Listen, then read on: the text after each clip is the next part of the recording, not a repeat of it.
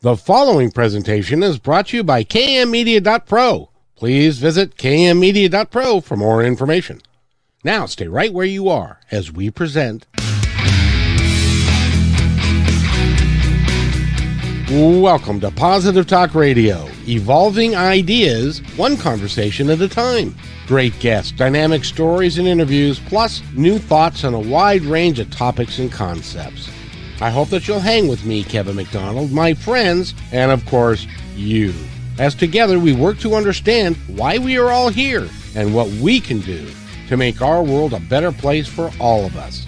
To be happy, be kind, and live in peace together. Yep, that's Positive Talk Radio.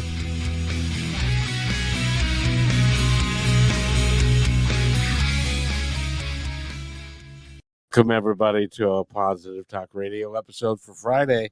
I'm kind of disappointed because we were going to have Dana Parker here, who we had prepared, and Kayla had graciously put together her chart, and we were going to talk about her and stuff like that. But now we can't because she's not here because she's sick.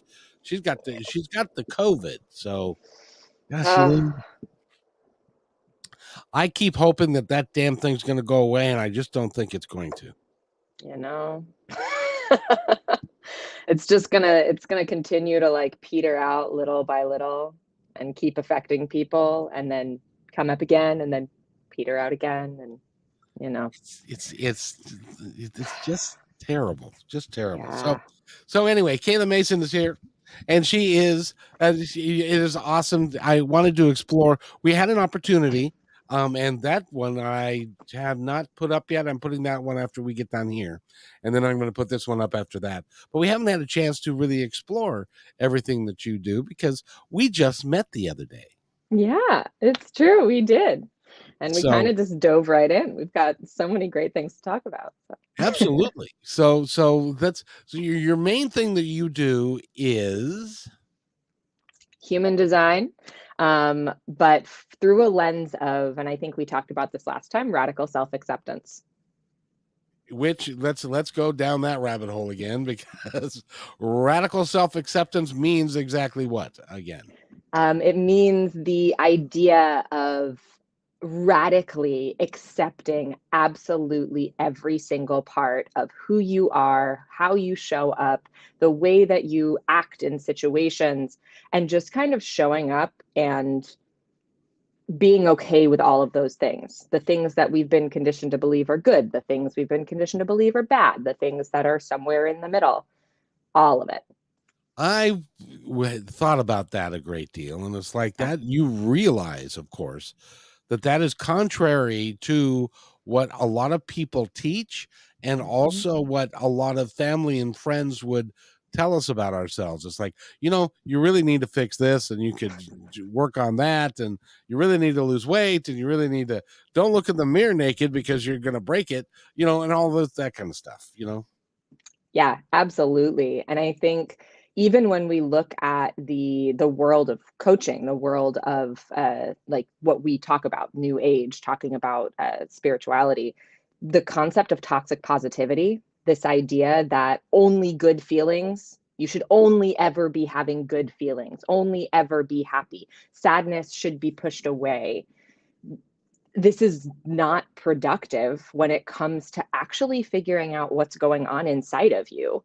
Because so often when you're dealing with a situation where you don't feel comfortable in your own skin, or where you feel like the world is against you, where you feel like you're a victim in your own life, it's rooted in the concept that people are fighting against you, that there are things happening to you, that the people in your life are telling you, you need to do this, you need to do this. When the way that I like to look at it is that all of these things in your life, all of the things that are happening, everything is happening for you. Everything is happening to kind of push you a little further on your journey. And if that means that there are people who are coming in and kind of like knocking on this door of your insecurities, oftentimes it's a little ping to dive into where those come from. Why do I feel like I don't want to look in the mirror? Where does that come from? Because it's not an innate human thing. The No. concept of loving yourself and your body is part of our survival. If you do not love yourself and your body, then you are not going to take care of yourself and your body. And that is contrary to survival. So there are a lot of things that we've kind of learned that are very contrary to what is actually useful for us. And in order to understand where those things come from so that we can dig in and heal and, understand how to get from point A to point B, we need to bring that awareness out. What's really interesting about that and about weight and stuff is it's all cultural because Ooh, yeah. because there was a guy that was on America's Got Talent, Mhm. and he was a comic, and he was a black man from Africa, and he said, you have a completely different attitude about weight and stuff here than we do in Africa, because in Africa, if we see a guy who's heavy, we go, where'd you get the food? Yep. Yep. So he is perceived to be a rich guy Mhm. because he's got as much food as he can and wants to eat. And where over here it's like, oh, you don't have any willpower, and you need to lose, so Yeah. when we're talking about weight or about our way of being, our way of talking, or what we're doing, where it's all cultural. Yeah. It Yeah. seems to me.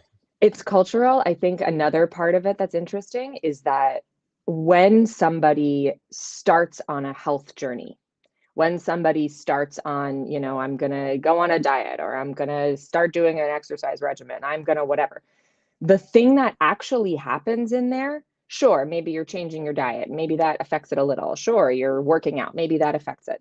But the biggest thing that's happening is that you are making a conscious choice to care for yourself. And when you make that conscious choice to care for yourself, and this could be working with a coach in an emotional way. This doesn't have to be choosing to eat different foods. Anything that you are doing, this could also be choosing to leave a relationship that isn't serving you. Whenever you make a decision that is showing yourself that I am more important than whatever this other thing is, whenever you're changing your focus to I'm caring for myself, something changes in your brain. And I honestly think that the results that people see from their weight loss journey, from their whatever, is a lot more connected, if it is more connected to a soul journey, then it sticks. If it's not, if it's very much connected to I need to fit in society, so I'm going to do this thing, it doesn't stick. That's when you get the yo-yo. That's when you get the up and down.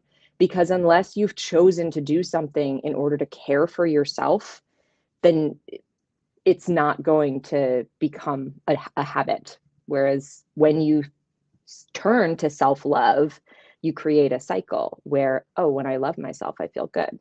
Oh, that feels great, you know? It's insidious though, because there are some things that we do. For instance, if you love, and I mean love to have a lot of chocolate, Mhm. and you have a lot of chocolate in your house, or with one that's even worse is like if you're a smoker Mm. and you derive pleasure from smoking that cigarette, Mhm. and so to be healthy, and intellectually Mhm. that you want to be healthy, but my brother, who died from stage 4 lung cancer, Mm. smoked every day for every day of his life. After he'd been diagnosed, he continued to smoke. Even when he thought that the Lord was going to come down and heal him, he continued to smoke. And so, because that's what gave him pleasure. So that's the Yeah. insidious part, is that there's sometimes you have to make a decision that to have better health, you got to modify some of your behavior. How do you help people if somebody comes to you and says, I want to be healthy, but I'm a smoker and I can't seem to put that down? or I keep kicking the cat and beating the dog and kicking the kids and Yep. and my wife says, don't stop smoking because we can't handle you when you're the way you are. How do you help? Can you help? Yeah.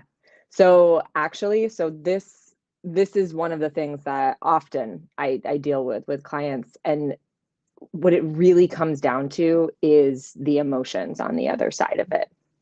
We're talking about awareness. We're talking about figuring out where this concept of self-care, this I'm going to smoke a cigarette because this is my self-care, comes from. And I call these like sabotaging self-care behaviors. I actually went through a serious period of time where I was binge eating. And as a person who does not gain weight, it was never something that anybody in my life could see. So nobody ever called me out on it. And yet I was binging chocolate and all sorts of things every night. I was just eating a ton of it and then feeling like crap. And the thing that we then have to address is, what is it that you are actually feeling when you get that craving? What is it that's actually coming up for you? I had a client who was snacking all day long. She was snacking all day long, constantly. She'd go through whole bags of popcorn, and was feeling really guilty about all of this. So initially, the idea is, okay, what if we just switch out the popcorn with something like a carrot? you know, And in their mind, they're going, "Oh, sure, that's yeah, going to right. Like work." that's not gonna help. But then the thing is if you're switching out, then you're literally just, it's like putting a Band-Aid on it. You're not actually helping at all. So what I started having her do was every time she had that modus to go grab the popcorn, every time she wanted, I had her sit, take a second, check in. What is happening in your body right now? What part of you is telling you, what in your brain, what in your body is calling? Are you feeling anxious? Are you feeling bored? Are you actually hungry? And then we can kind of get in there and figure out what's actually happening. So for her, it was that she was bored at her job, that she did not want to be there, and that she was unhappy, and that she wanted something that was going to, like, taste buds, make her feel better about what was happening in her day to day. And with this client, I was working with her on her human design. And this is something that we actually didn't talk about, but we could talk about in a bit. She has a defined sacral center, which means that when she asks herself a yes or no question, she will get a yes or no answer. So I had her start asking herself. And it was the kind of thing where sometimes she was hungry. Sometimes she needed to go eat lunch. Sometimes she was sad. Sometimes she was needing a break at work and wanted to take a nap. But most of the time, when you're utilizing these sabotaging self-care behaviors, like having a cigarette, like digging your hand into the bowl of candy, the actual emotional impulse that's happening when you have that craving is different from, it's not a craving for, I would like to have a cigarette. It's a moment of, I don't feel safe right now and I need to go do something that feels safe. It's a moment of, I'm starving and I don't know what to eat and I can't wrap my mind around the idea of having to eat something right now. So if I smoke a cigarette, I won't be hungry anymore. I'm going to go smoke a cigarette. It's a matter of kind of taking the back door, taking the back exit and seeing what's going on behind the craving. And from there, we can start to understand. And the thing that I like to say is that this part right here is the awareness part. And once you have the awareness, then other things, slowly but surely, they start falling into place. Because I like to call, I love the metaphor of the ice cube in the sun. So the metaphor for awareness is, if you take an ice cube out of the fridge and you put it in the sun, out of the freezer, you put it in the sun, that ice cube is now forever changed. It doesn't matter what you do to that ice cube. You could take it out of the sun, you could put it in the shade, you could put it back in the freezer, you could do a little dance to hope that it doesn't melt. But it doesn't matter because you've already taken that ice cube out of the freezer and put it in the sun. So it is already changed forever. And even if that water refreezes, it's going to refreeze totally differently. So once you have the awareness, that's the first step to understanding, oh, maybe when I smoke, it's because somebody in my life is making me feel like I don't deserve to have the things that I have in my life. Maybe someone is making me feel like I'm not okay the way that I am. And what you were just discussing sounds like there may have been a moment of I can't be accepted for who I am. So I need to go do something that's going to change who I am in order to make myself okay for other people. And that's a really difficult thing to grapple with, which is where that radical self-acceptance comes back in. Wow, you are really good because I've never heard I've never heard anyone talk about it. So let me just do, because obviously we're talking about somebody who's near and dear to my heart. Mm-hmm. Um, because but let's bring that back up, and Yes. because uh, by the way, I did notice that when you did Dana's chart, Yes. that there were lots of and I can't remember if it's clear, if there's no color to it. That's the only signifier. It doesn't matter what color it is. It just matters if whether there is color or not color, right? Exactly. Yep. So I noticed she had a bunch of them that had no color, Yeah. and I've only got one. Yeah.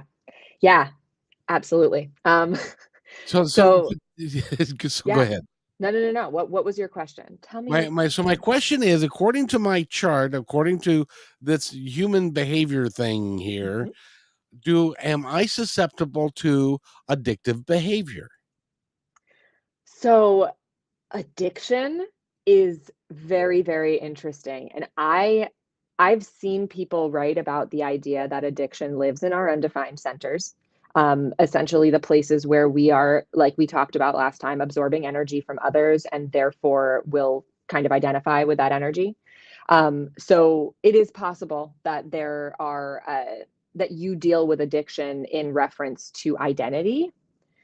So oftentimes this will come up as I need to know who I am. Who am I? Who am I? Where do I belong? How do I fit in?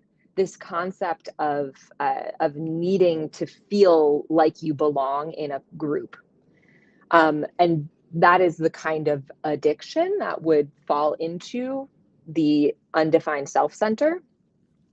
But I think that it really depends on the person and the other things that are going on, because one of the things that I've discovered is that, for instance, if a person has a lot of defined energy like you do, but was put in a situation either through a relationship or what from your parents or whoever, where you felt like the person that you are was not safe to be, then that can also put up blockers. That can also put up limiting beliefs that push you into addictive behaviors.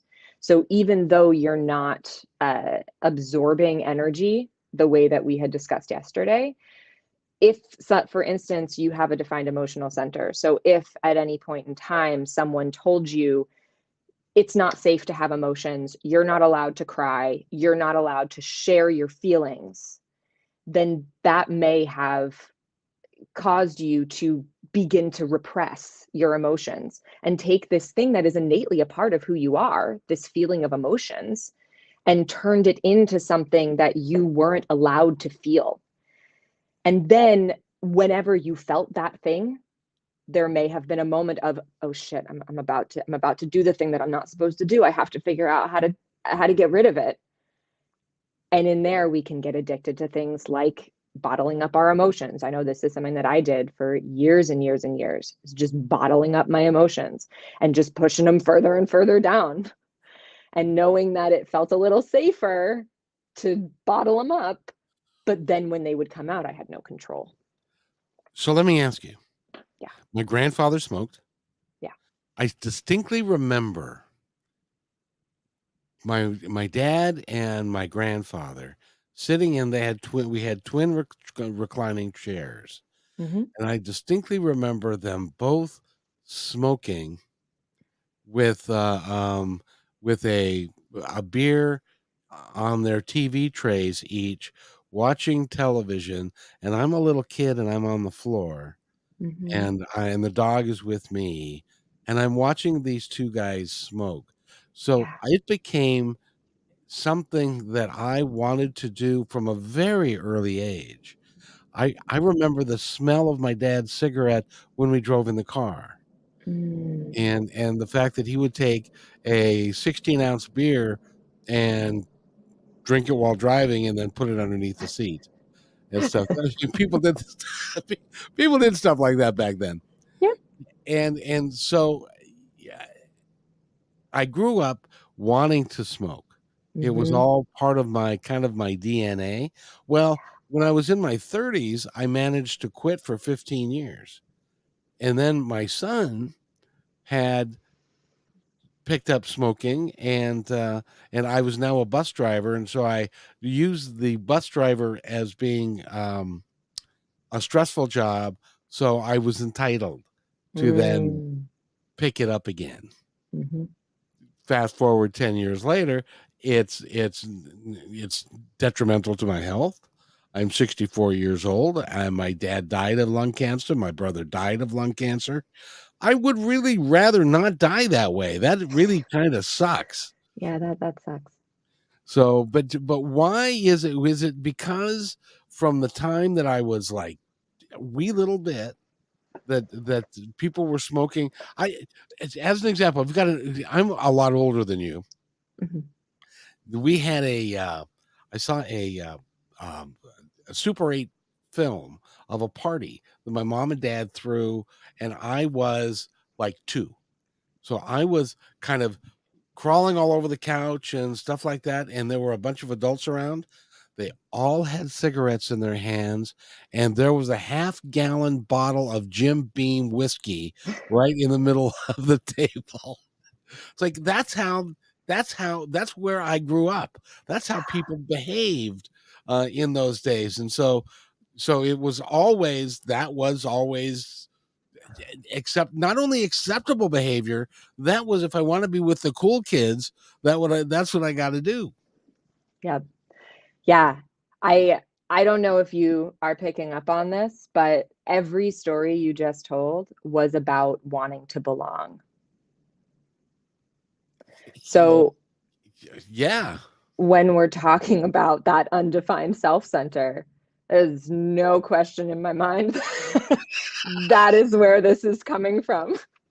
It seems like you innately understand that this is not a healthy thing for your body, especially because you stopped for a significant period of time, Oh but yeah. you never addressed what was actually going on underneath the surface. And what's going on under there is this innate need to belong, to feel accepted, to feel like you are allowed to sit with the crowd of cool kids, to feel like you can, sit next to your son and enjoy a moment with a cigarette. And and the reason that you're dealing with that is with that open, undefined self center. Because there are no gates in there. So if you look at the chart where you see all of the little red dots, all of the Yeah. red dots in the chart are gates that are lit up in your chart. That's how the chart is put together. The gates get lit up, and if there are two gates on opposite sides of a channel, they connect and they light up those two centers. So when we look at your middle center, you can't see this on your chart, but most people will have gates coming out of their undefined centers. So when you have gates that come out of an undefined center, you are still creating energy from that space. You just don't get to use it quite as readily unless you're around someone who gives you that energy. But because you don't have any gates in there, your sense of identity and your sense of belonging is something that you literally do not create by yourself at all. You pick it up from everybody around you. Oh crap. So from a very early age, and it sounds like when you talked about that image of your grandfather and your father smoking a cigarette, and drinking a beer together or having that bottle of Jim Beam there. That sounded like you were telling me about a happy memory. Am I right? I don't remember the Jim Beam thing, Oh, but I do remember the my grandfather used to, when he would smoke, he would blow it out in a certain way so that the smoke was came out just like in a rush, and it was a great big bloom of. And I always thought, God damn, that's cool. How do you do yeah. that? Yep. Yeah. And so you are feeling these positive belonging feelings from childhood when you think about that memory.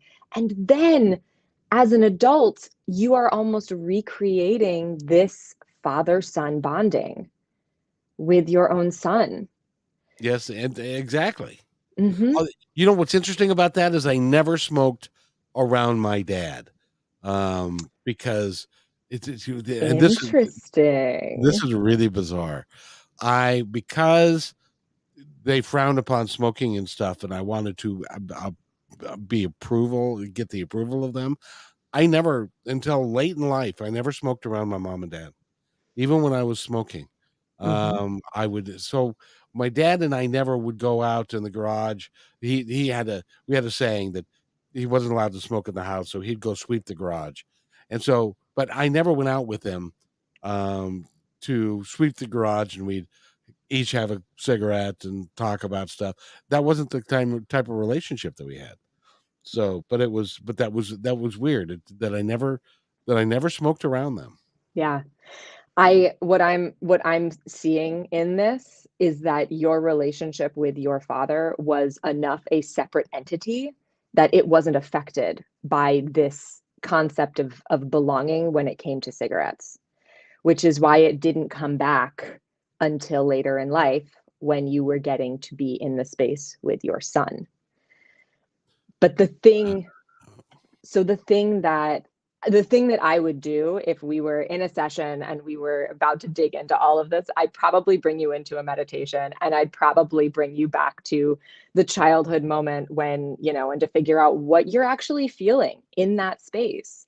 Like when you are in that space and you're thinking about what's happening there, what are the feelings that are coming up? And then the next step of that is, how do you give yourself that love? So, I don't understand. Say that again. so okay. Do you want to would you like me to ask you that question? Are I'm you an wanting open. to? If this will help somebody Okay. else in the world who listens to this down the road, it would. I'm open to it, because Awesome. that's what we do. And by the way, you're fabulous. Thank you. You get it. I You, try. you get it, and you get me. Yeah, And yeah. which is a little disconcerting, because it's like, We feel like just met. I'm yeah, I feel like I'm in my underwear. Anyway, go ahead. Go ahead. So when you think about that memory of your grandfather, what are the feelings that come up for you of your Uh, father and your grandfather? Love and um, want to be just like them. Want to be just like them. Okay. And want to grow up to be like those guys, to be able to do that. We lived in a nice house. They could Mhm. sit there, and they were the men in charge, and all that kind of stuff. Yeah. Yeah. Um, and what about that? Was there a part of you that felt like you were not allowed in that room, or did you feel like you were allowed to sit in that room and be there with them? Were you on the outside looking in, or I were was on the you? outside. I was on the outside looking in. Okay. One of the jokes in our family is that I spent more time in my room than I spent anywhere else, because my father wanted to have a nice quiet house, and I was the Wow. youngest of three. My brother was 18 months older than me. We fought like cats and dogs. He actually hung me by the neck when I was 10. He threw me in the dryer when I was 8, Oh, and turned it on and stuff. And he had a regular habit of stuffing grass up my. So we fought a lot. And yes. so my dad would, rather than to put up with that, and I also was inquisitive.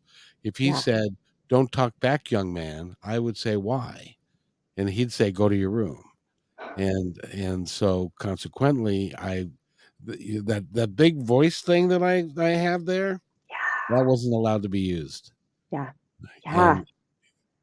And and stuff. So when I was in that room with them doing that, I had to be very quiet, and Okay. I was thinking that, and so I it was something that I wanted to attain that I couldn't attain right there because I was on Yes. the outside looking in.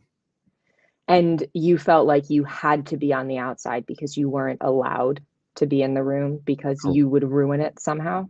Correct. So, yeah, so it feels like you were feeling shamed for who you were Oh, for the incessantly. yeah. Yeah.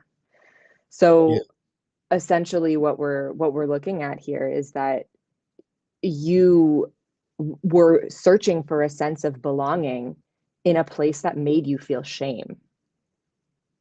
Yes, because I was the youngest, and everybody said I was stupid.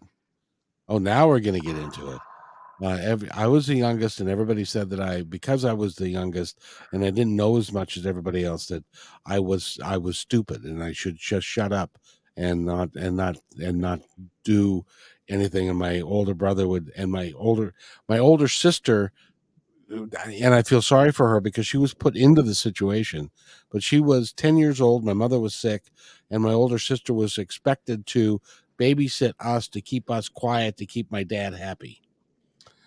And I didn't know how dysfunctional any of that was. Mhm. But because I was the youngest, I was expected to be quiet, and if not, I was just sent to my room. And I spent I learned how to play all sorts of games by myself in my to this day.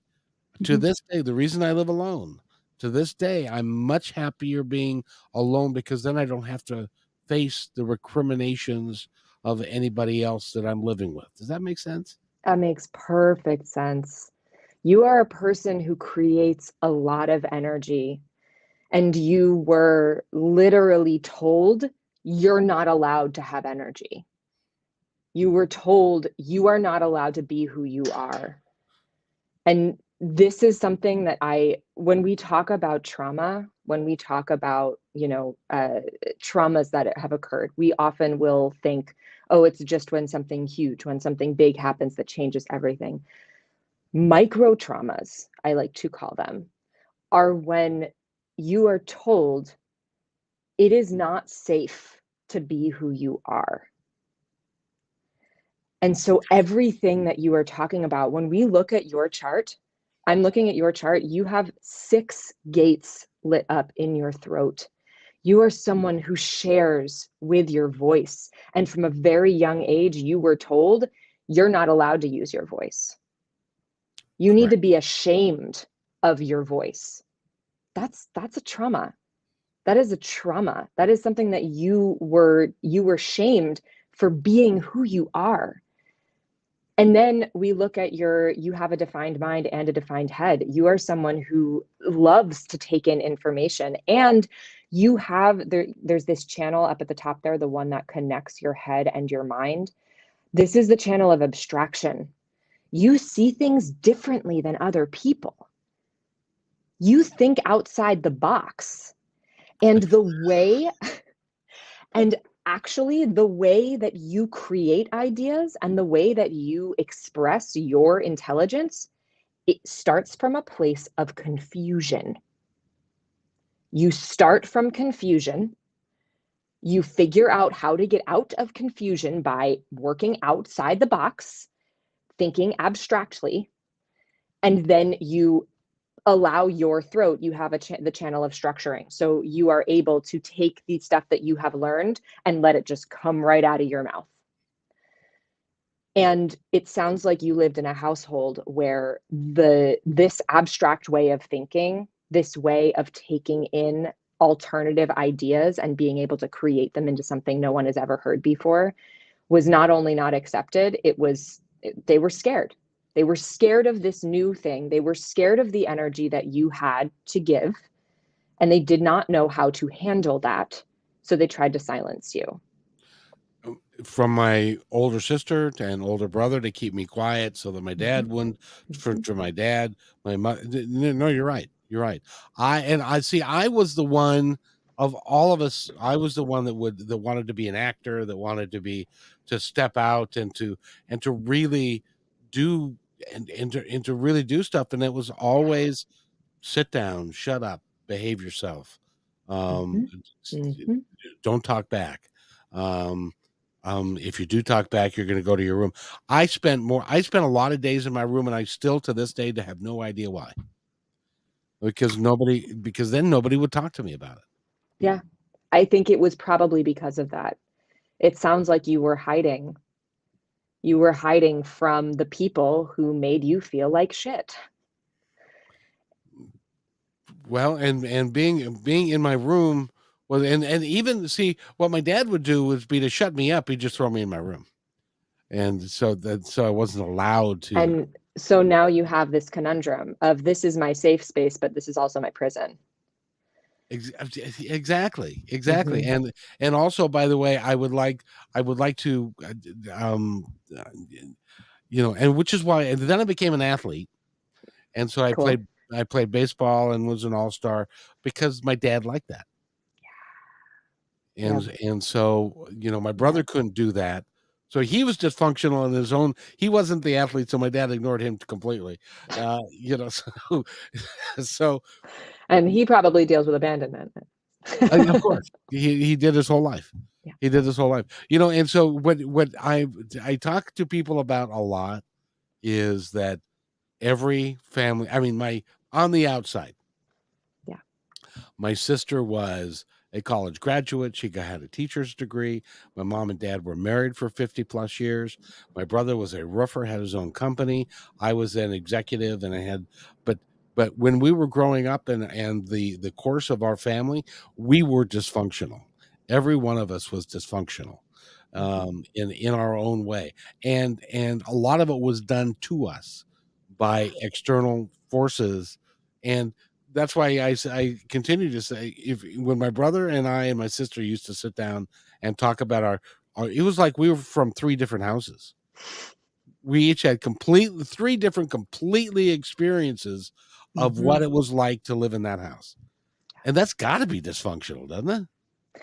I mean, I would venture I'd be very curious to see what your siblings' charts look like, but I feel like you guys probably have very different charts. Because this is something that I also, what is the age difference? My sister is 5.5 years older. My brother is 18 months older. Okay. So your sister is significantly older, and then you and your brother are kind of neck and neck. Yeah, she's turning 70 in 3 days.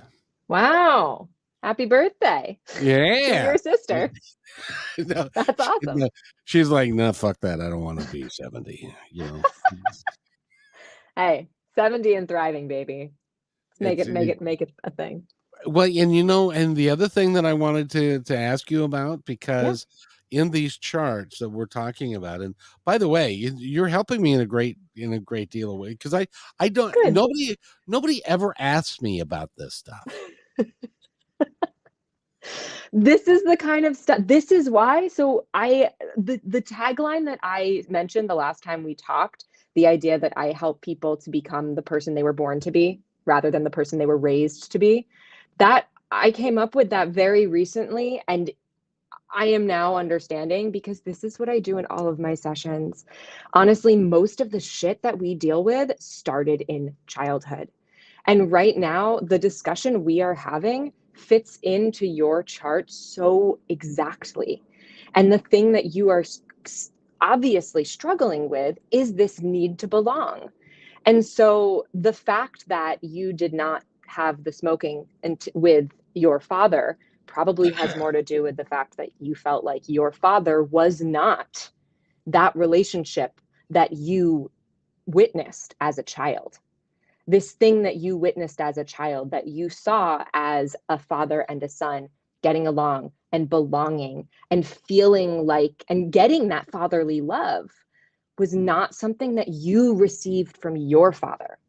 or So from when my friends, at and that's probably another thing. because we So all were smoking, and yeah. I always felt that I didn't really belong with these cool people and stuff. And Mhm. you just I just had another epiphany about that. Yeah. So I've had self-esteem issues about that. And does that play into my chart at all? Oh, 100%. That we're right back to belonging. We're right back to this need to belong. Because so what happens with that open, undefined center that you have right in the center there is that when you are around other people who have defined energy there, you feel their energy.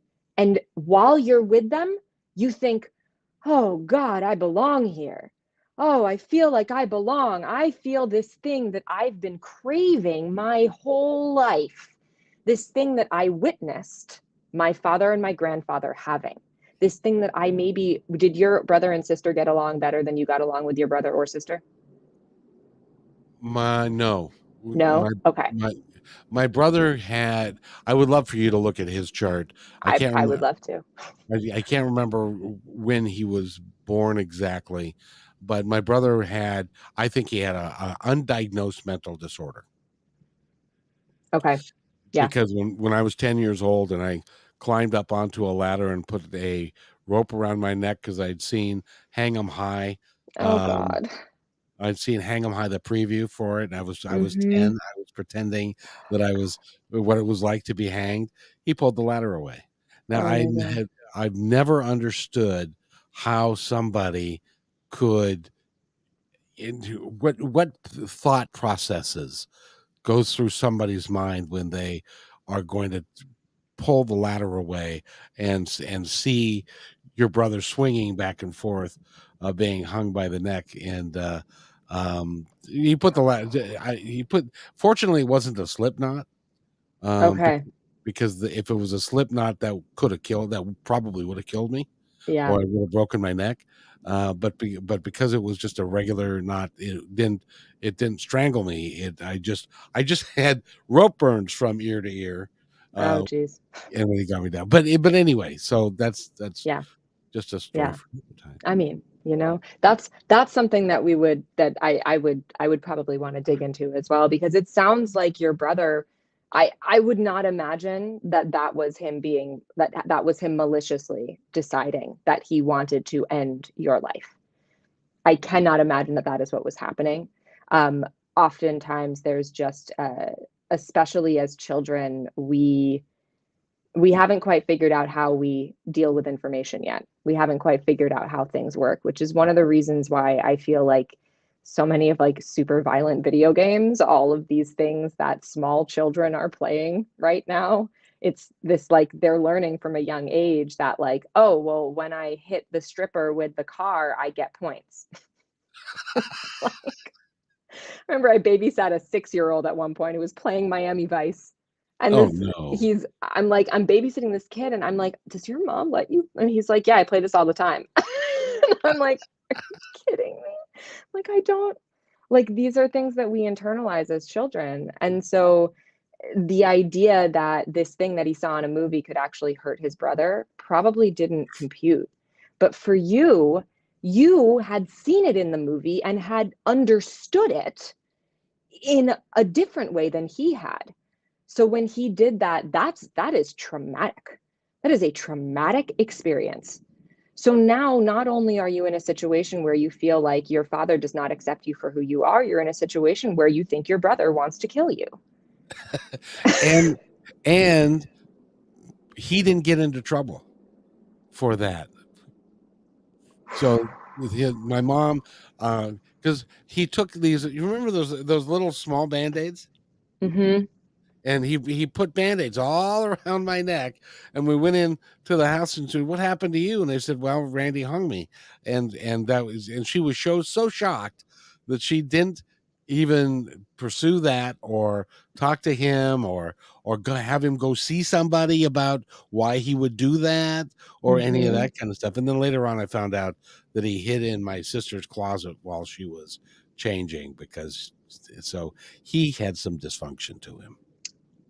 I see. Yeah. It sounds like he was very confused about who he was. Yes, he was. Didn't know how to express any of that. No, and And yeah, probably didn't feel safe, based on what you're talking about. But yeah, I'd be very curious to see his chart, because I'm sure that, because that's the thing that can happen when we're talking about this kind of stuff, and like, is that if there is something in the chart, if there's something in your innate being that is being shamed, something where you are very much feeling like you're not allowed to be who you are, and that thing, sometimes you can repress it, sometimes it can become a rebellious thing, sometimes it can become a, well, I'm gonna do it anyway. now, So is it possible? Because I would love to have this. Does this work this way? That because of the dynamics between my brother and I, and my sister and I, that we knew that going in, and our charts would show that we that that in a weird kind of way that we planned all this because we wanted to set obstacles up in a certain way in our life. Would that show up in these charts? are you asking if the souls that were all born into the same house had decided they were going to be there for a reason, and the reason was to create all of this? There I had to be a reason for it. I I 100% believe that the souls arrived together for a reason.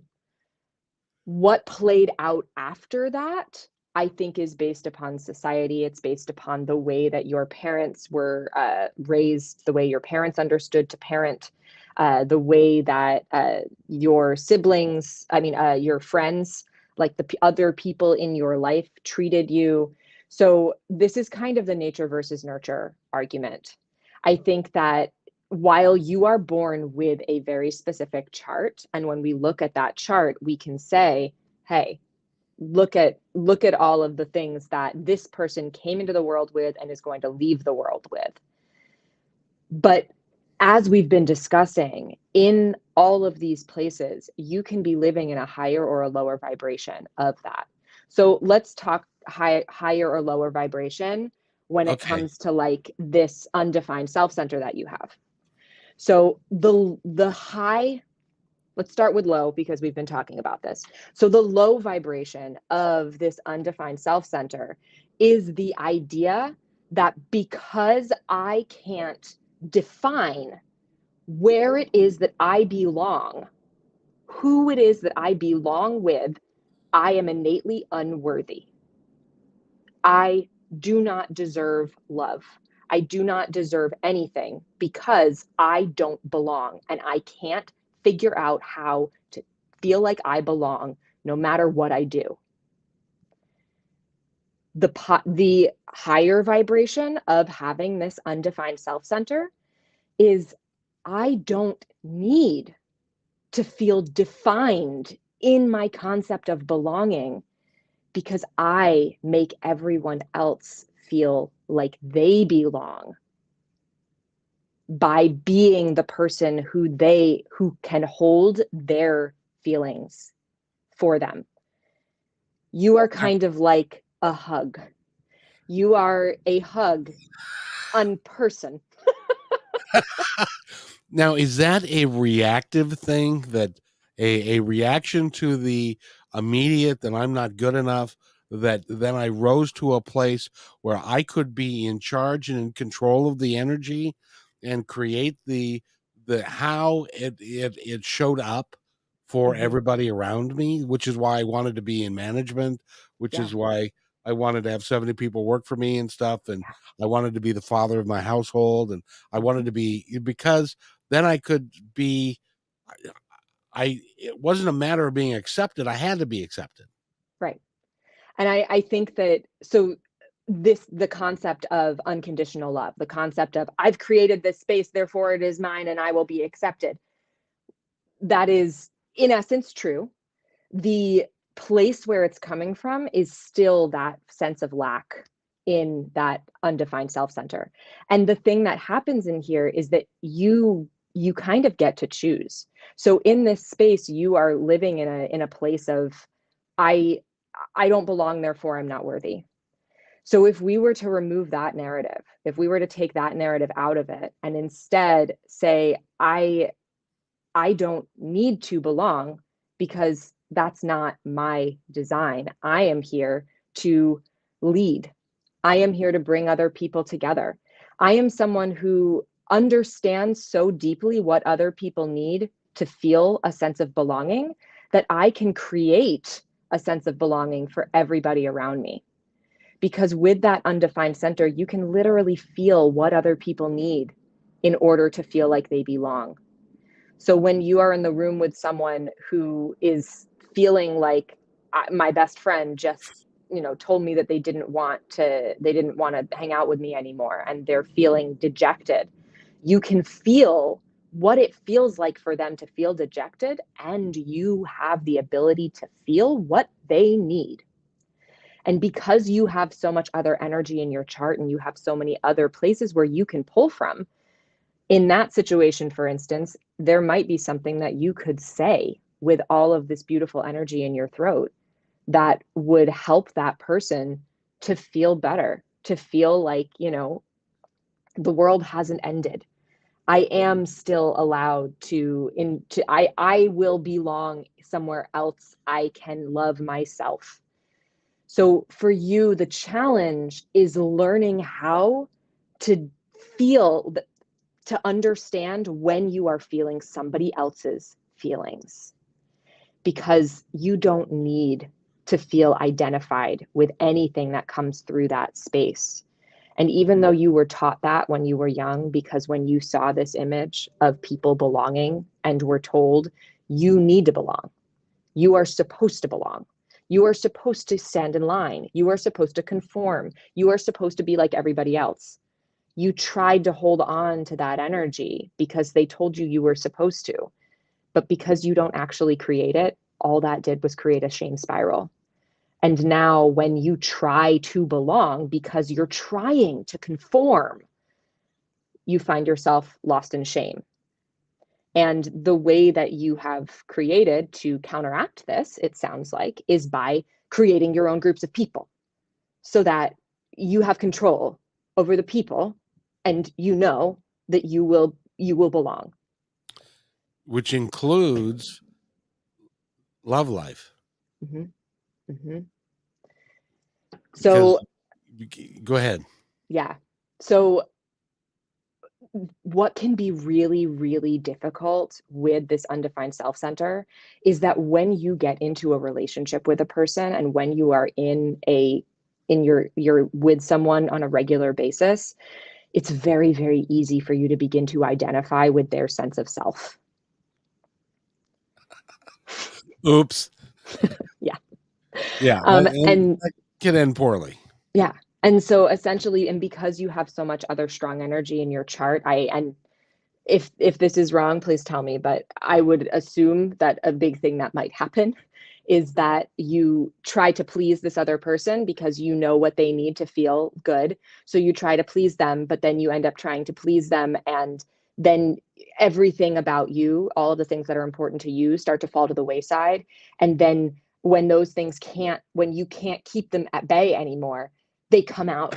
Suddenly you're saying things you don't want to say. Suddenly you're upset about things you don't want to be upset about. You're trying so hard to help that person, but you have lost who you are in the space of trying to give that person what they need. Every damn time. So consequently, to combat that, Mm-hmm. I basically have said, you know what? I love people, and I generally do. But fuck it. I'm not going to have a personal relationship with somebody, because then it's not, it never ends well. And so I would just as soon have a bunch of friends and be kind and be generous and do what I can for people. But if you want to step into my world, I don't think so. I don't think so. Yeah. Um, So, yeah. does that make sense? 100%. That makes so much sense.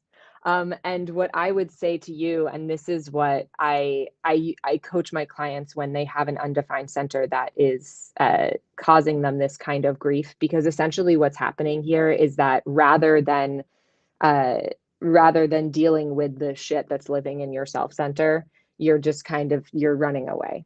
You're doing I'm just not going to because it's too hard.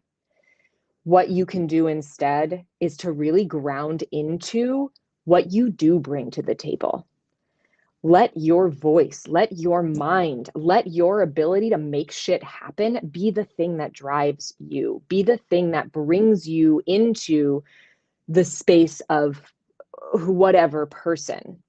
And rather than listening to that sense of belonging, which we now know stems from this thing with your father and your grandfather, rather than clinging on to that feeling, allowing everything else that comes in for you to be what you are bringing to the table, the things that you enjoy talking about, the things that you love to one of the things that I was noticing about your chart and Dana's chart actually is that you have gate 33 coming out of your throat, which it's the gate of privacy. But for every gate, we're looking at two opposite ends of a spectrum. So it's really an understanding of discretion, which means that it makes you a great storyteller.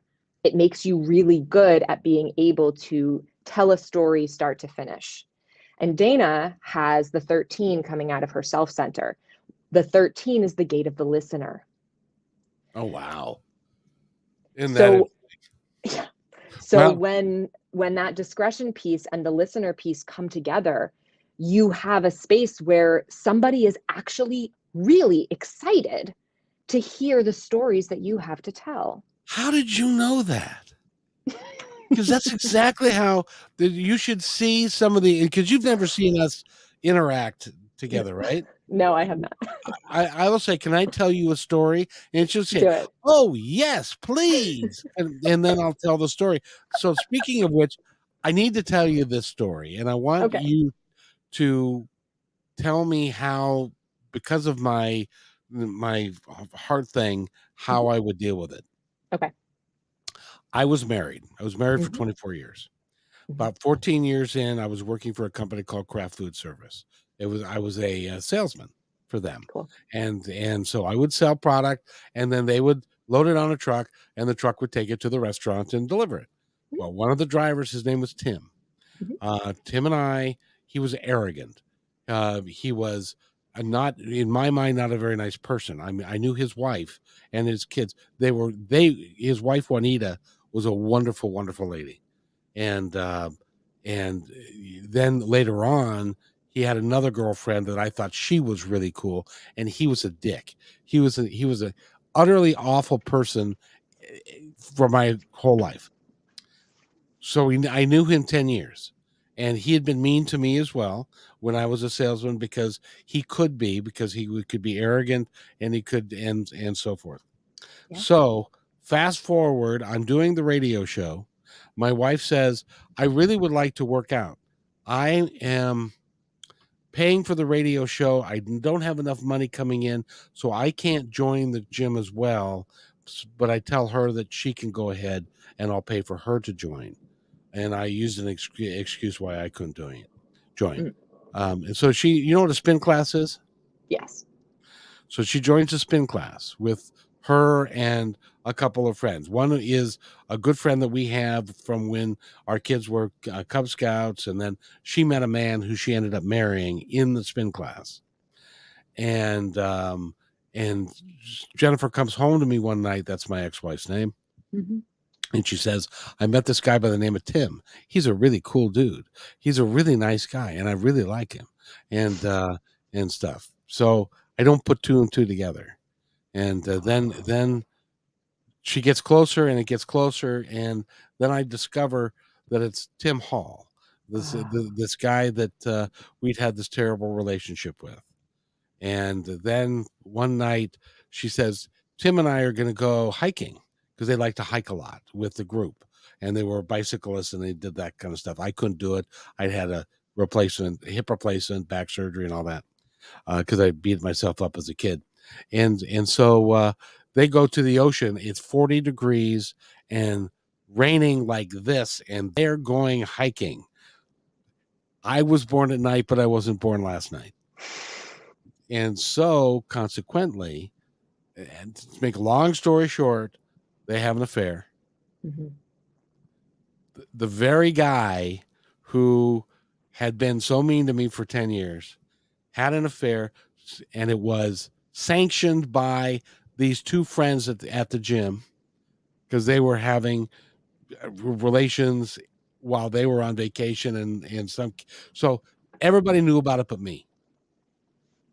And so at the end of this, I end up taking my wife to breakfast, and I say, what are you doing? That's exactly what I said. I said, what are you doing? Yeah. And she said, well, Tim and I, and and I want to leave, and I want to be done. Well, so she did. And her and these two people that were our best friends helped her move and take whatever they wanted out of the house. I stayed in a motel for 2 days because I couldn't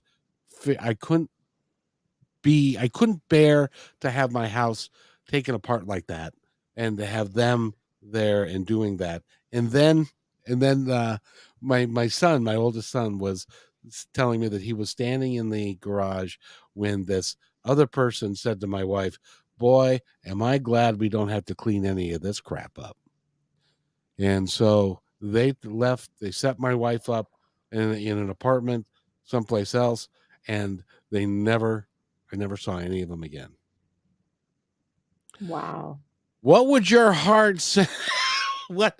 And so consequently, all my friends went with her. Everything, I brought in a 40-foot dumpster and started to clean my house up. I had to clean my house all up and sell it and do all that. And my family was there for me. Thank goodness. But her family wasn't, and nobody was. So that was 15 years ago that we divorced, and I have no desire to,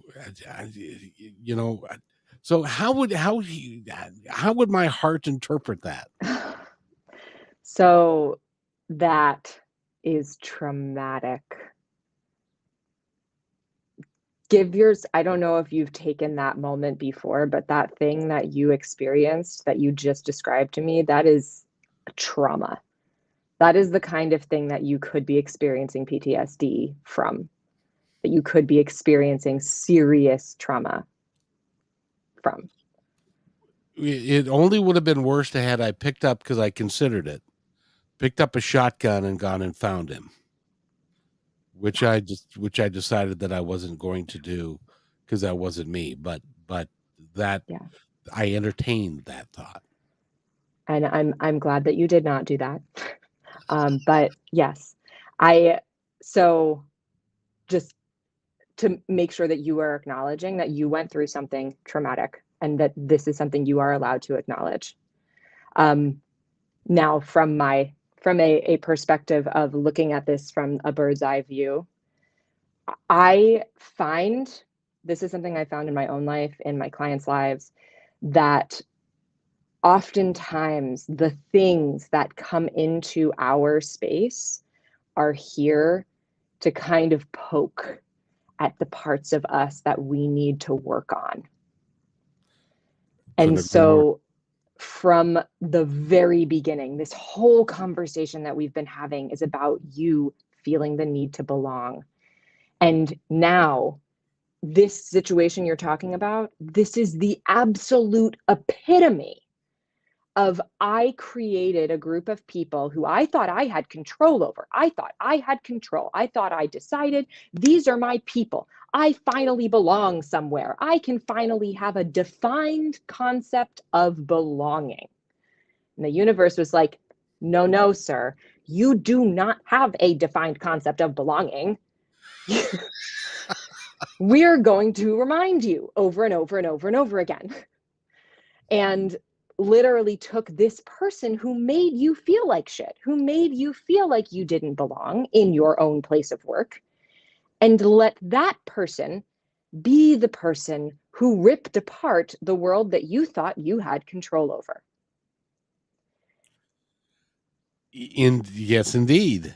And then took not just your wife, but your two best friends, ripped them from your life, therefore taking your circle of people who you thought you belonged in, who you had attached this concept of belonging to, and ripped them out of your life.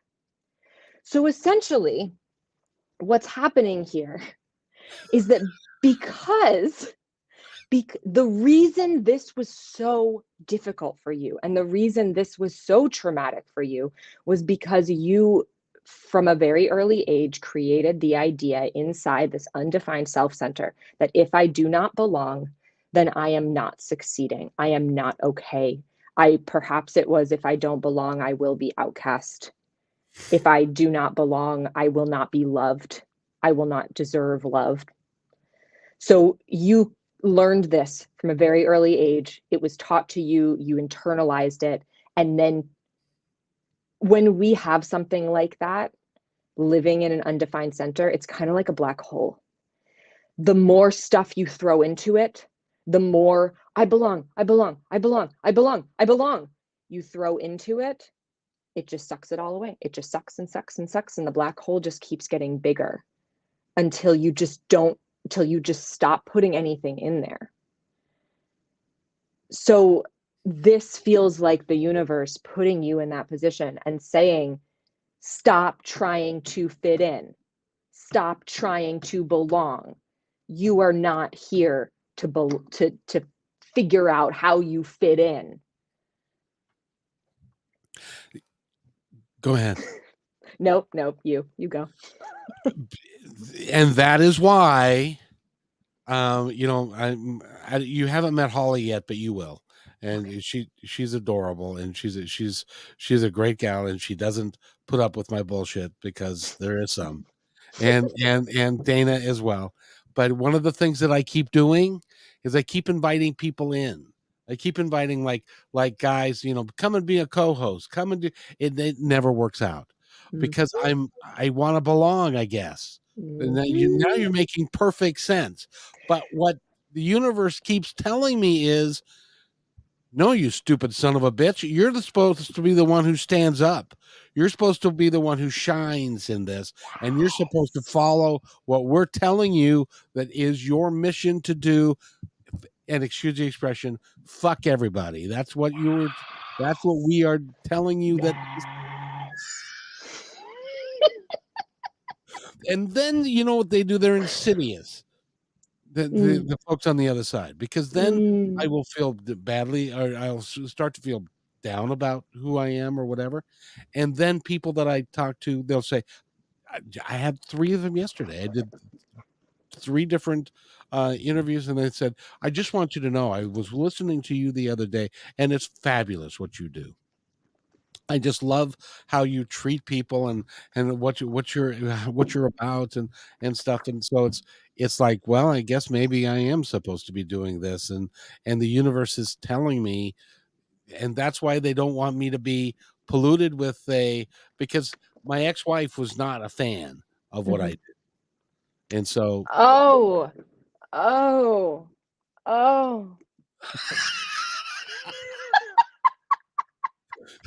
so I'm sorry. So you're telling me right now that this person who shined this whole concept of you need to stop trying to belong did not like any of the things that did not appreciate who you are, your individual self, And that likely the only reason you were in that space with her was because she had a defined self-center and made you feel like you belonged anywhere, somewhere, anywhere. And I would do it, and I did everything in my power to try and make her happy, and took away. I let all my friends from high school go, because she wanted me to be. You know where this is going, Yes, so yes, I let everything that, and to try and make her happy, and at the end of the day, nothing could make her happy except for somebody else. God. Yeah. Can I tell you one more thing about your chart? I don't know. Do we have to deal with time? Are we like, we're at like, No, no, no? Okay. I tell you, I'm having too good of a time with you, because you are, and this is ladies and gentlemen that are going to listen to this later. This was not set up at all. We had no earthly I idea. thought I was going to be talking to Dana today. Yeah, we had no earthly idea. But then it started out with this smoking thing, and now an And now hour here we and are. now hour and 10 minutes later, we are. So what? Tell me one more thing about my chart. So I was just looking. So one of the things that is in the chart is the channels. So if you see all of the lines that are either red or black, or red meeting black, these are what we call channels. And the channels are the places that if you have a gate on either side, they connect. And the channels tend to be kind of overarching themes that affect most of your life. So like we said before, you have a lot of energy. You have 6 different channels, which is actually a lot of channels. So you bring a lot of consistent energy to the world. And you actually, 2 of your channels, I'm pretty sure it's just 2, it might actually be 3 of them, are what we call the ego circuit. Oh, So the ego circuit, and you have a lot of tribal energy too. So we break down circuitry into 3 different categories. There's individual circuitry, which is the circuitry that is based on you thriving as an individual person. There's tribal circuitry, which is about the tribe. So essentially, this is the person who figures out how to do the things and then is able to show the tribe so the tribe can do the thing. And then we have collective energy, and collective energy is circuitry is the kind of the next level. So it's the space of how it affects humanity, how we're affecting the humans at large, how laws are put into place in order to make the thing that we discovered for the tribe make sense. So the big example of this is you have the guy who created the hammer. So this guy over here, he created a hammer. He used the hammer to build his house. He's by himself, individual circuitry. He figured it out, used his brain. Then someone from a neighboring town comes in, and this guy has a lot of tribal circuitry. And he sees this other guy using his hammer and goes, "That's great. My whole tribe could use that. Can we make this a thing?" And so the guy with the tribal energy comes in and takes that hammer and figures out how to mass produce it so that everyone in his village can use a hammer. Then 2 generations later, the granddaughter of the guy who made everybody a hammer realizes that now people are killing each other with hammers, and we have to figure out how to put a regulation on this so that people aren't dying because of hammer use. So now this granddaughter, 2 generations later, is saying, okay, now we have to put a rule that you are only allowed to use your hammer if you are doing a construction project, whatever. So it's these 3 different kinds of energy. So when we're thinking about the way that, like, the reasons we are here, the thing that brings us here, you get individual, tribal, and collective. You have a lot of tribal energy in your chart. So that tribal energy is that space of you being exactly what you're doing right now. The person who stands up and shares with your tribe, who says to your tribe, here, these are tools you can use. Try them.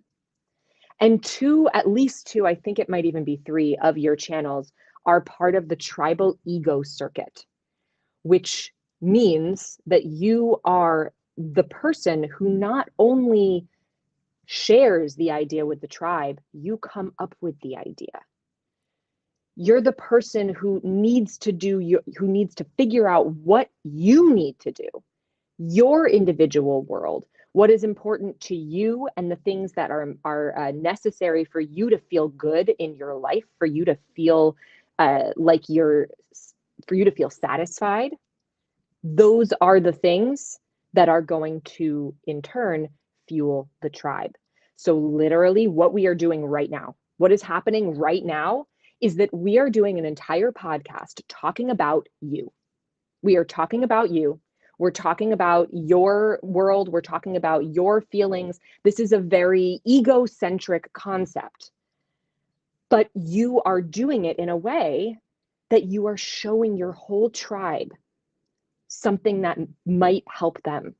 You are giving your whole tribe the ability to understand what it might actually look like to dive into their human design, to dive into a coaching concept, to figure out what's underneath all of the shit, to find that awareness. And you are empowering your tribe to take that step for themselves by standing in your own ego. You are very talented. I got to tell you. But now, when you say standing in your own ego, that's not a bad thing. No, not at all. And that's the thing. That's the thing, is that when we hear the word ego, when we hear the word selfish, these are words that we have deemed as bad. And this is where radical self-acceptance comes in. Ego is not bad. Being selfish, this idea of, oh, I'm taking care of myself before I take care of other people, that makes me selfish. No, no, no. When No. When you take care of yourself first, you have a full cup to give from. One of the things that we say in this world is give from your saucer. Let your cup overflow into the saucer and give from the saucer. Now, that's a hell of a metaphor. And by the way, I just want to mention this. If somebody hasn't listened to this whole thing, we started out talking about that, and we've made a complete circle around it, and and came back to it. Isn't that amazing? Yay! That's amazing. That was beautiful. And everything that we've talked about in this hour has, and first of all of it's true. And I haven't Thank you for sharing so much of yourself here. This was beautiful. That is brave. That is so brave for you to stand up and share everything that you have shared on this podcast right now. You said it. I feel that it's important because there's somebody that's going to be out there that is saying, good Lord, are you telling me that a guy that was a complete ass, and then he had an affair with your wife, and your wife left, and everybody, and you didn't take that gun and shoot him? I am imploring everybody, take a breath, because I will tell you, just as an aside, there was a moment, and I've never had a panic attack. Yeah. I've never thought about having a panic attack, but I was in my house. My son was over there. My son and my youngest son and their youngest son were best friends at the time. So he was spending time over there. I hadn't talked to these people, but I needed to call my son. And so I called him, and this guy, his name is Rick, who was married to anyway, he was one of them. And he picked up the phone and said, "Hi, how are you?" And then he said, "Oh, by the way, I just want you to know I love you." Click. And it was like, I almost had, I felt like I was having a panic attack at that. How could you do that? How could you allow all of this to happen? I'm now alone in my house with nobody there, and nobody and you know what I mean? And it was the most, most bizarre experience.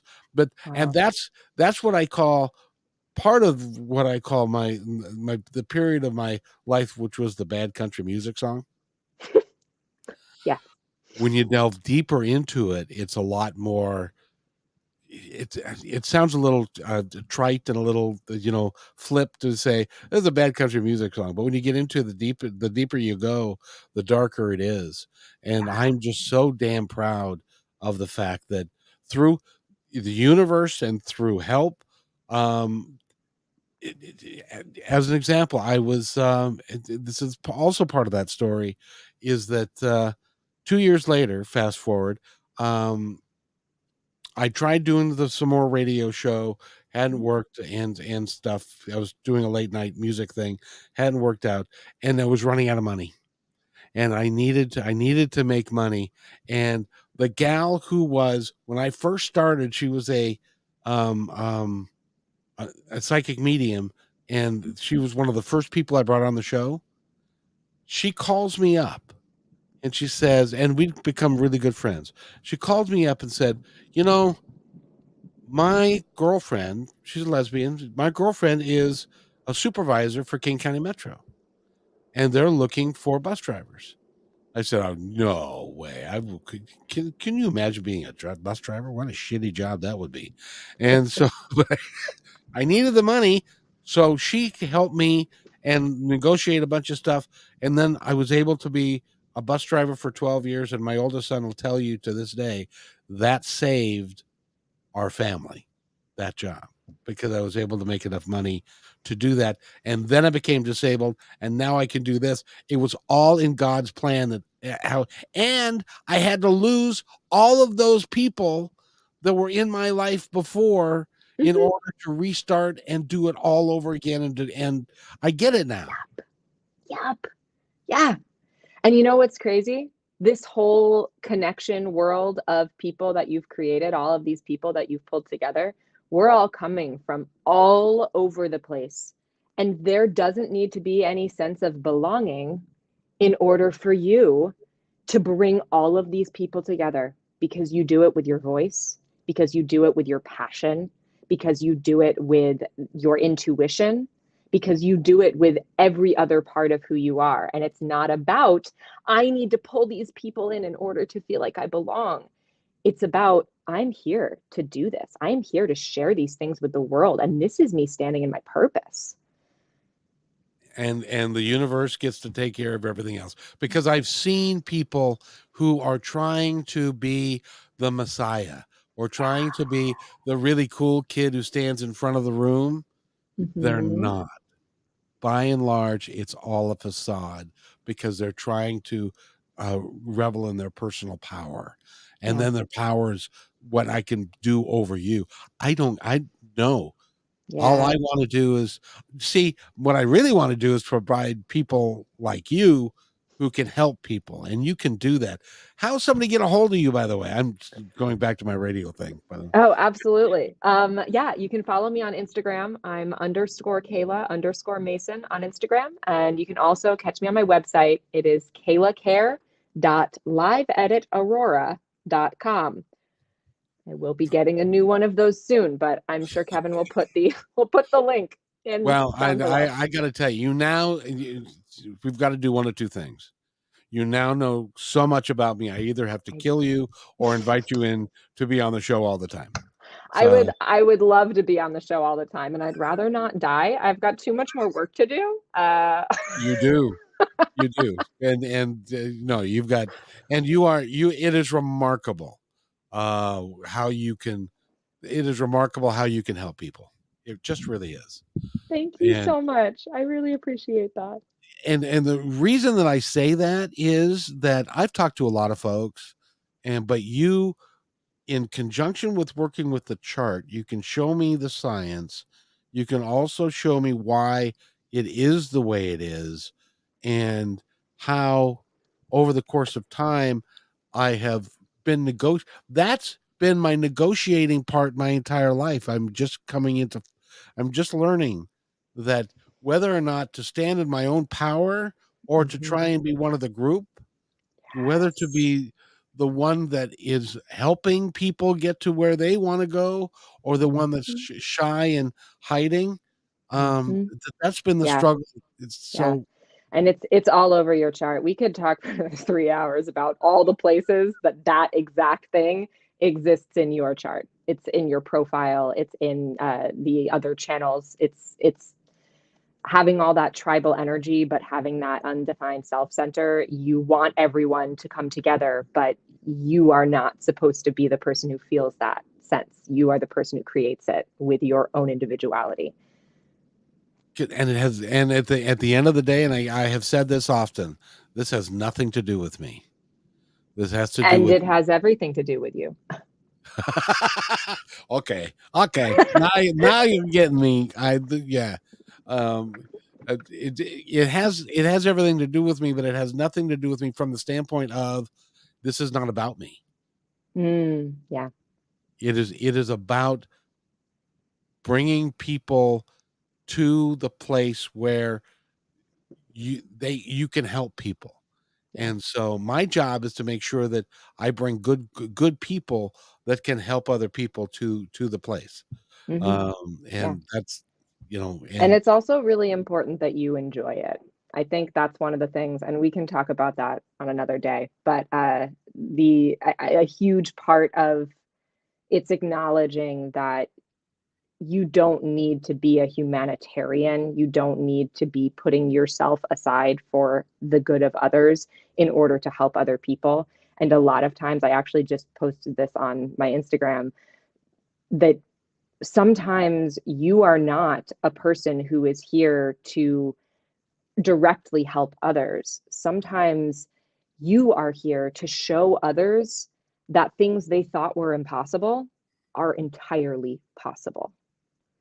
And if you can stand up and show the world this is possible, then somebody else who didn't know that it was possible is going to say, oh, maybe I could do that thing. So by standing in your own power, you are literally helping other people without even realizing it. You're amazing. You're just simple. Yes. And we will. And ladies and gentlemen, we are going to continue the psychoanalyst at another time and date. To be named shortly. So I hope that you'll come back and hang out with us, because this has been just like way too much fun. I'm having a blast. This is great.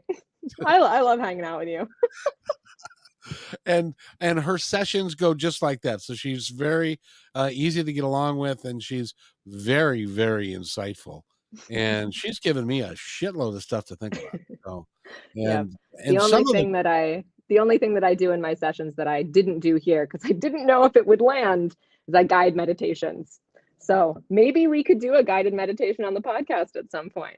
But it's interesting. I have when I first started doing podcasts, I put up a guided meditation that has been downloaded well over 2,000 times. The guy who did it, I didn't even do it. The guy who did it is the original guy that got me into the spiritual movement.